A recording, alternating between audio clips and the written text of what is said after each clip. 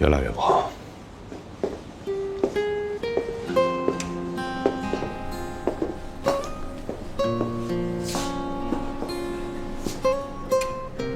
现在我时常都会想，也许忽然有一天，我就会见不到他。以前我跟文谷总是抱着希望，希望有一天他能康复，能像正常孩子一样，我们可以带着他出去玩，把以前失去那些快乐都给他补回来。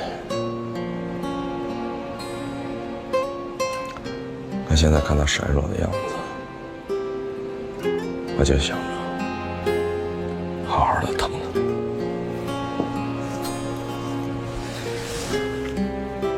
也不知道下一辈子还有没有缘分做父亲。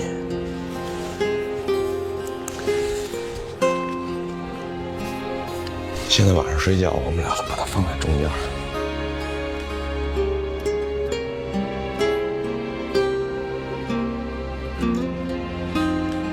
怕以后没机会了。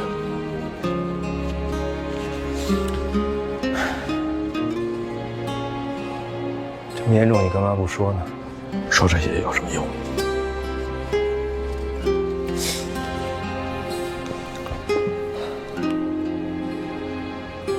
马上到他生日，想给他好好过个生日。这也许是他最后一个生日。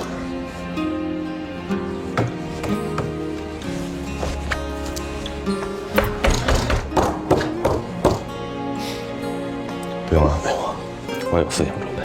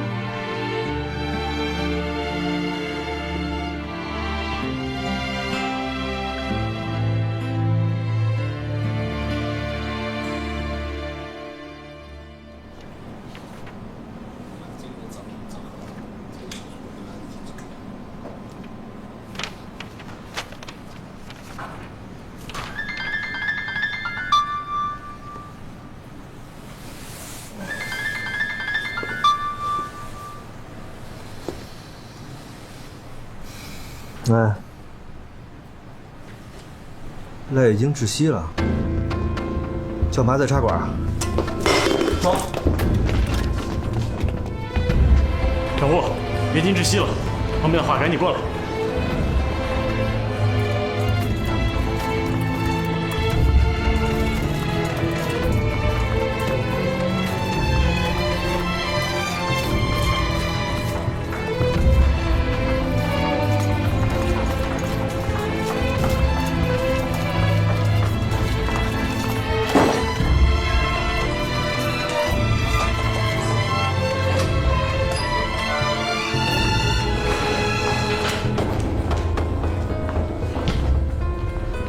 身份体征消失。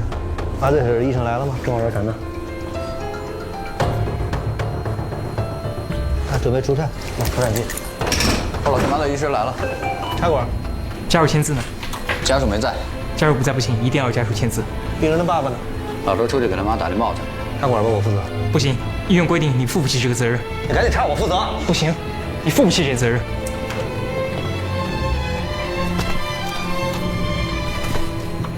200焦第一次200焦，准备出来，其他人让开。来，第一次200焦。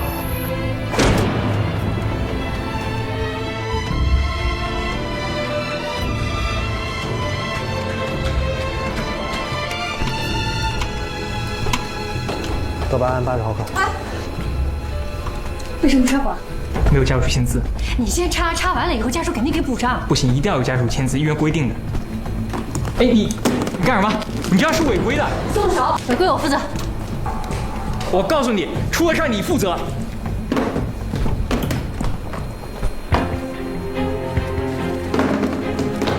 出站准备完毕。出站第2次360。来360。2次除颤360。准备出站。没有反应。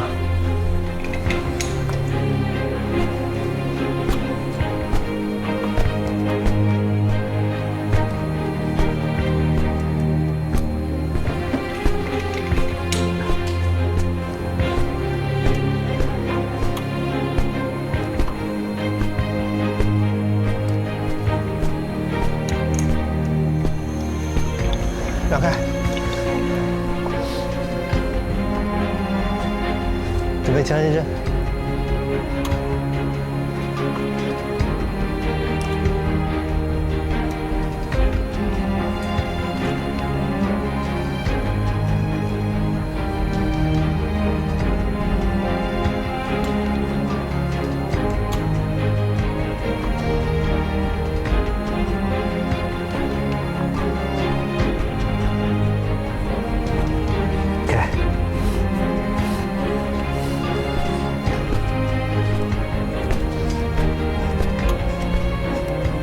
没反应。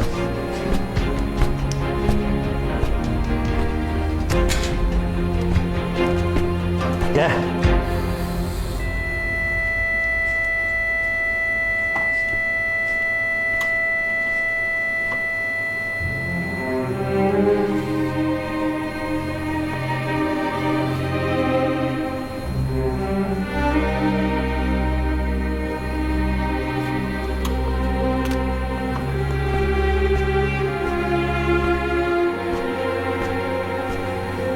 给。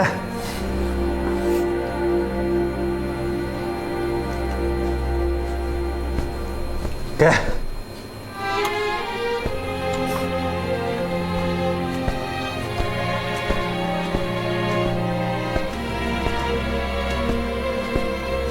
给。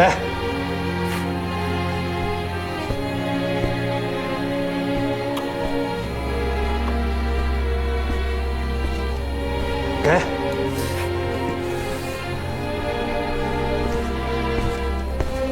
没有反应了。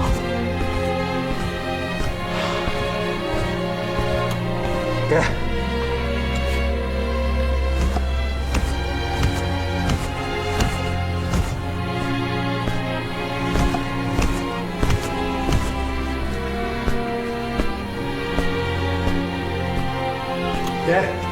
给。给。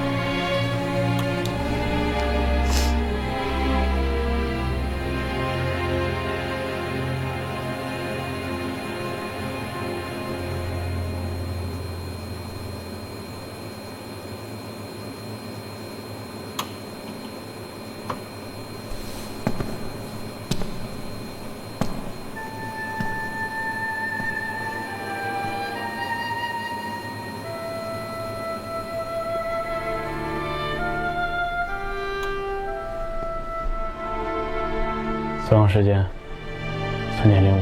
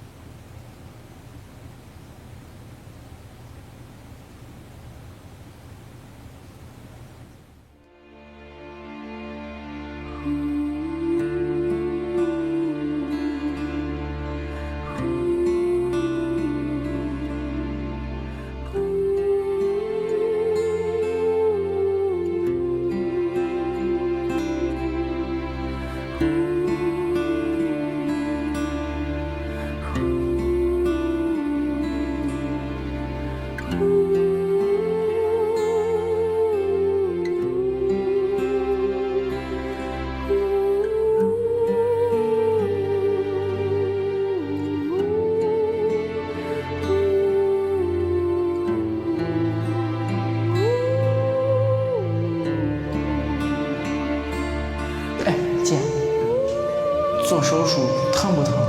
给你打了麻药，睡一觉就什么事儿都没有了。放心，给你动手术的医生是我们这儿最好的医生。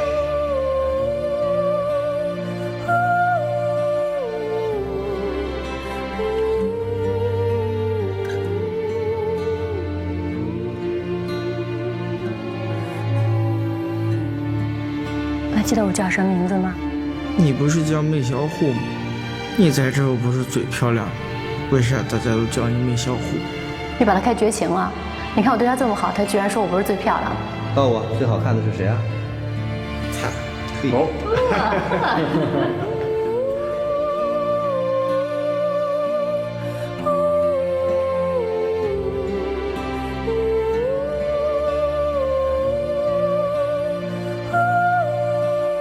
你好了以后可以带你爸去达人秀。姐，啥是达人秀？你爸就是达人秀。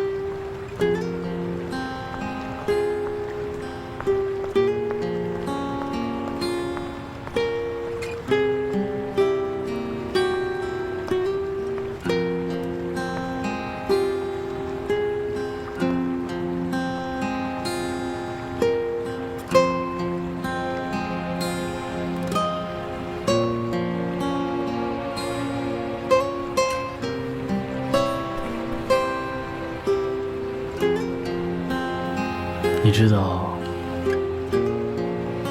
那孩子在走之前跟我说什么吗？他说：“郑医生，你看我歪嘴笑，是不是很酷啊？”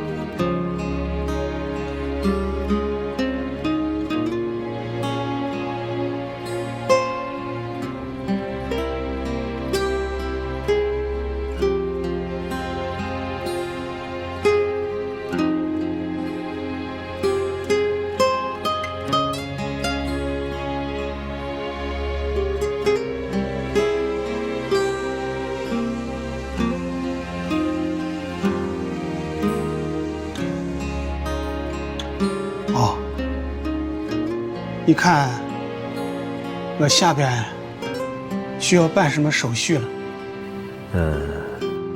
我们要开死亡证明，要遗体火化。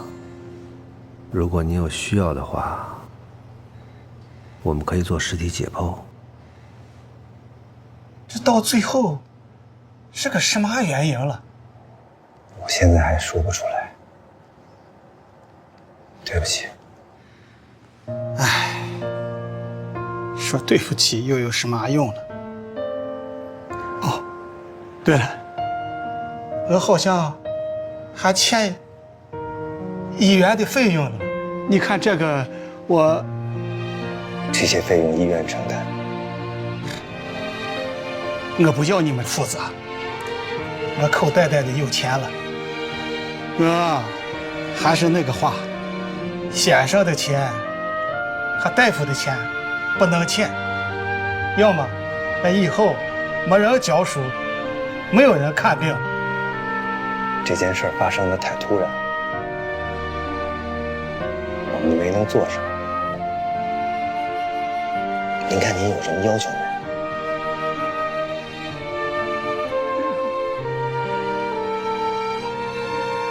火葬的费用贵不贵？我们来出，我们来承担。要是超出我口袋袋里的钱，那就麻烦你们了。哦，大哥，你看我们还能帮你做点什么？没有了，霍大夫，我知道，这是我娃的命。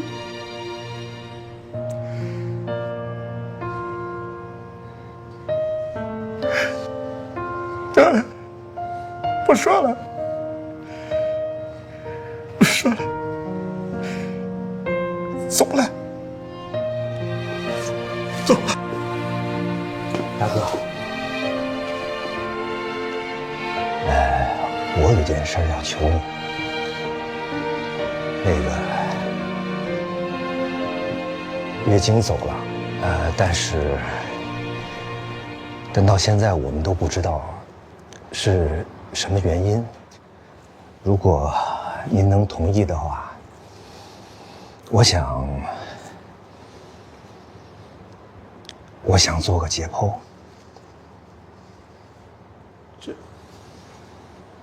这有什么用了？对咱们的孩子，我们现在做什么都晚了。但以后这种事儿不能再发生了。我如果能知道原因的话，我以后就知道怎么再治这种病。这人死了还要难一刀了。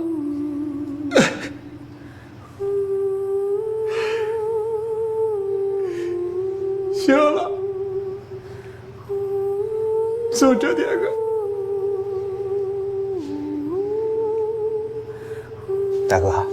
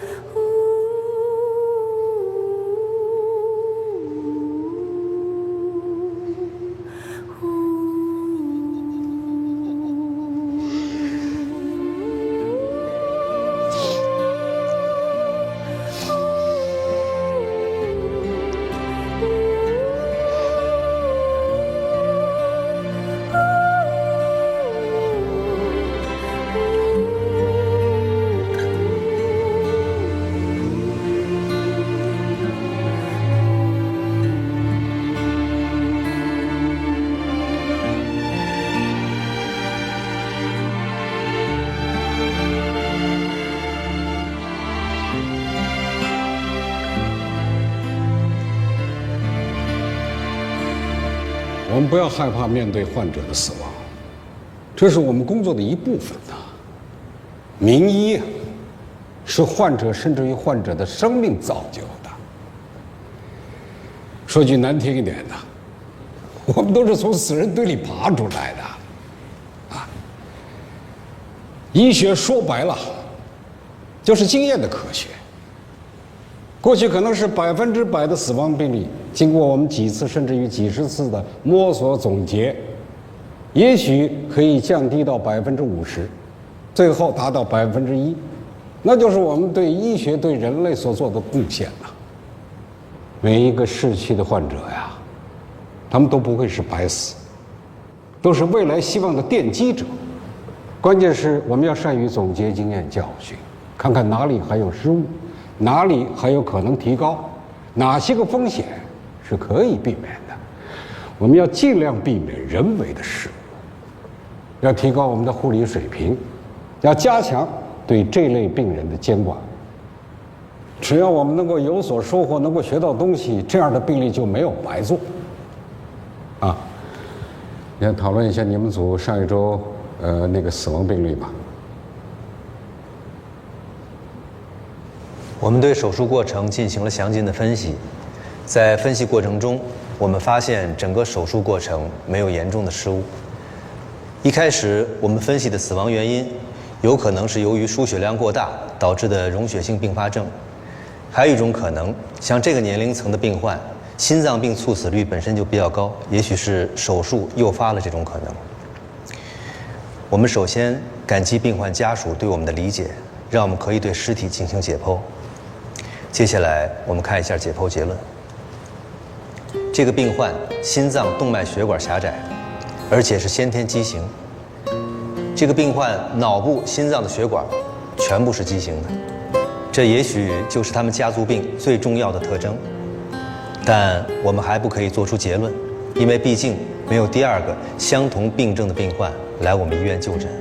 但至少我们现在得出了一条经验，就是我们在做脑部手术之前，心血管也要查，我们要把身体其他部位都查清楚。如果发现问题，在手术之前提前进行矫正。我插一句，这种病例啊，即使在全国一流的医院里很难碰上，你总要有第一个吃螃蟹的人吧。这种疑难杂症的病啊，没有别的办法，只能依靠科学，来不断的弥补漏洞，或者说缺失。医学就是这么发展起来的。在这里，我要提醒一下我们某些医务人员，在我已经强调了由我负责的情况下，依旧不进行急救措施，这在某种特殊情况下会导致无法挽回的后果。我们把时间抓紧一些，病患生命挽救的可能就大一些。你说的这点我不认同。第一，赖月金的死肯定不是插管不插管造成的，即便是及时插管了，你能保证他就一定平安无事了吗？第二，规章制度，如果我们不照章办事，那这规章制度就等于白设。没有病人家属的签字，就不能进行急救，这是白纸黑字印在条款上的。你说你负责，你负得了这个责任吗？可到时候追究起来，不还是我们麻醉师的责任吗？这种事情以前又不是没发生过，我们麻醉师也要保护自己，对吧？大家都是命，病人的命很珍贵，同样我们的命也很珍贵。我们这里的医生护士被打的事件又不是一起两起了。这个责任感呢，是我们从事这个工作所必须的。医生嘛，就是要治病救人，但是当你碰到了紧急情况，一定要有变通，要有担当，因为你面对的是一条生命啊，早1秒钟就多一份希望。我记得80年代中期啊，我们医院有一位老医生，有一天他上班的路上呢，看到了一个病人心脏病突发，当时他的身边没有带任何的急救工具，只是口袋里有一支钢笔。那个时候我们医院用的钢笔都是那种尖头的英雄笔，他很果断地拔掉了笔芯，挤掉了墨水，将笔尖直接插入了患者的气管，开通了一条呼吸道，为患者营救了时间，挽救了他的生命。如果说当时他要有一丝一毫的犹豫啊，那这个病人就完了。再比如说，这个患者因为突发事件死亡，这责任并不在我们大夫，可是作为一个医生，你会对此愧疚很久的。这个内疚是一件很不舒服的事情，所以，主任，请允许我插一句话。说，有个词叫时过境迁，那个时候，我想这位医生肯定是没有想过，万一他没把这个病人救活，那么这个病人的家属不但不会感激他，而且还会把他告上法庭。这个故事听起来的确很感人，但是从操作规范上来说，是绝对够得上上法庭打官司的。现在每天我们花大量的时间，不是用在研究如何提高医学技术上，而是用在撰写病历上。每一份病历放在你的面前，你都得考虑，以后他如果作为呈堂证供，会不会给你带来不利。在这种情况下，大家都怀着一颗防备的心，把坐在你对面的病人当成你假想的敌人。这种情况下，主任，你让我们医生舍生取义，是不是有点难度啊？主任，我想说几句。你说。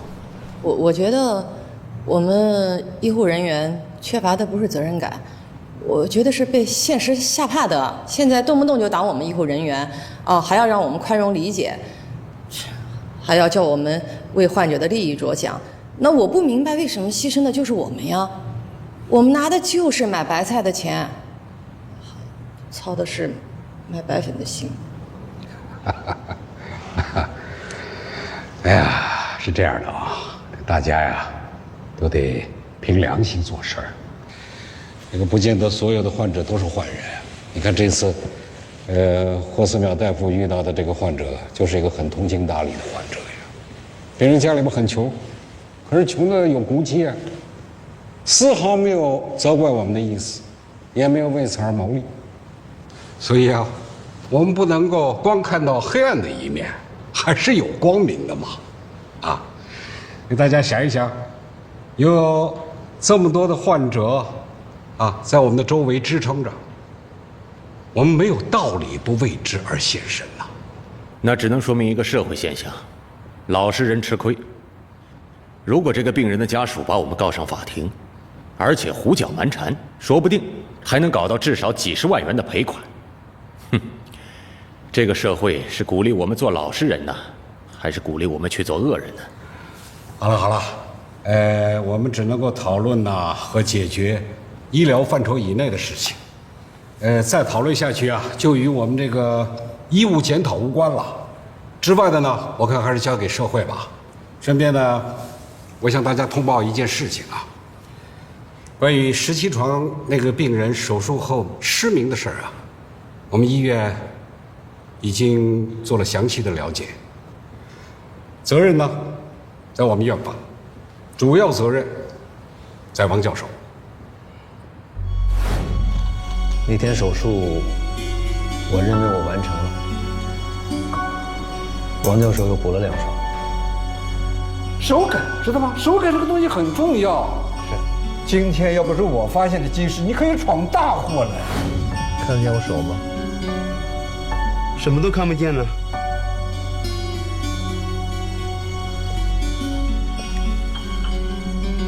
有光吗？感觉不到。这边呢？这边也感觉不到。我以为问题出在那2勺上，但我是主刀医生，所以我担。那是谁的责任，那就该谁负。院方呢，绝不姑息。所以院方考虑到王教授年事已高，决定解除和他的合作关系。对于这件事情呢，我也有不可推卸的责任，希望大家将来引以为戒，慎重、慎重再慎重，好吧？好，那就这样，散会。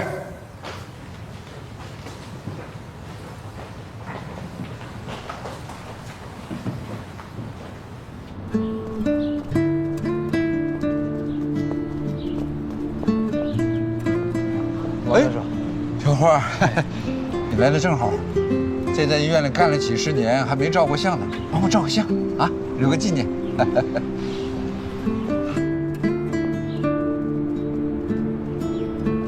这儿行吗？啊，哎。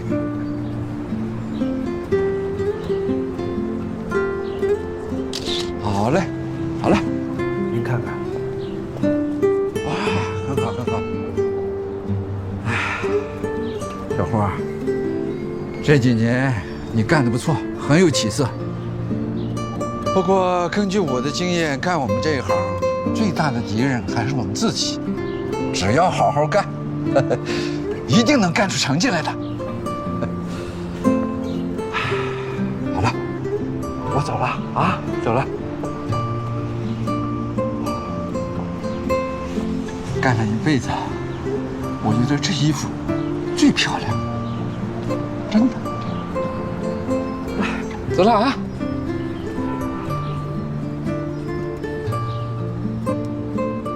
在这间医院里，有2个人不在医院，我心里就不踏实，跟没魂一样。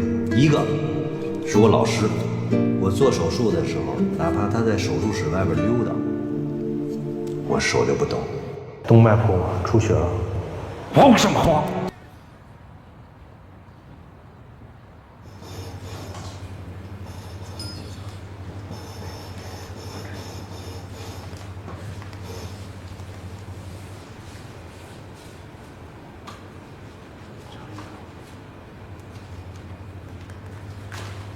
老杜，我们今天用新的引流管，一会儿老大老二都过来，要代表也来啊。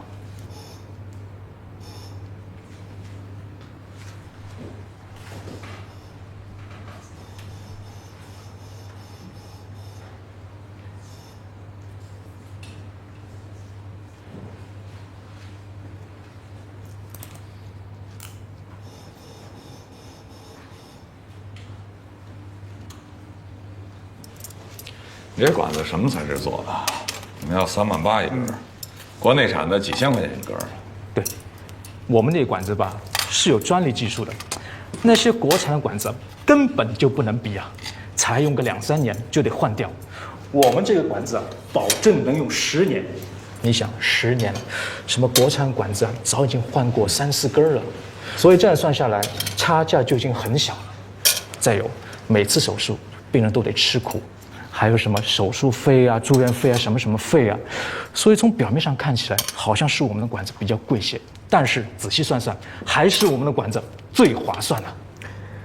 这也不能单单是一个价格的比较，主要是医保费用，几千块钱的能报，3万8的报不了嘛。那没钱的人活该多受几次罪。再说了，这儿躺着的是一有钱人，万一躺着的是个农民怎么办？你又落伍了吧？现在农民要比城里人有钱啊！你看附近的农村一拆迁，哪个不是一夜暴富啊？好几套房子加上百万的现金。那赖已经托生错了，我没看出他们全家有钱。这躺着的是个什么人？这么有钱？是个县官。县官不都发不出工资了吗？那你就很傻很天真了吧？发不出工资算什么呀？现在很多县都用白宫当政府大楼，气派着呢。这哪是国家拨款呀？卫生部都没这气派。那边那扣子得扣上，你看那指针吧，就是量脑压用的。这个是吧？对。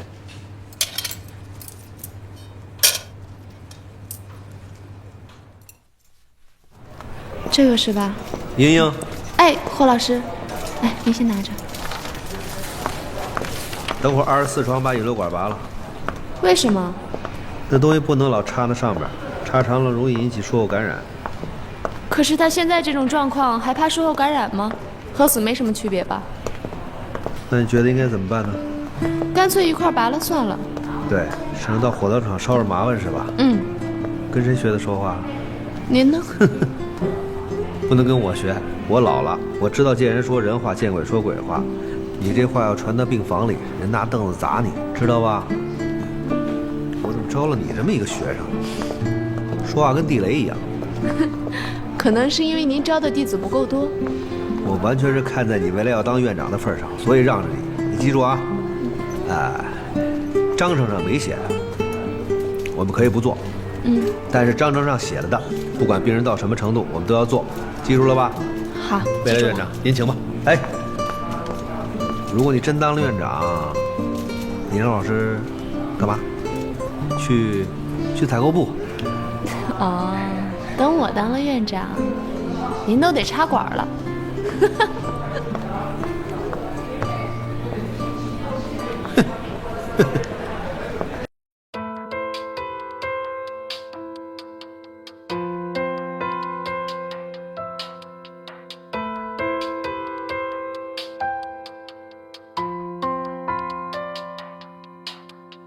有些困惑，任性在心的角落，隐藏自我，你喜欢独自承受。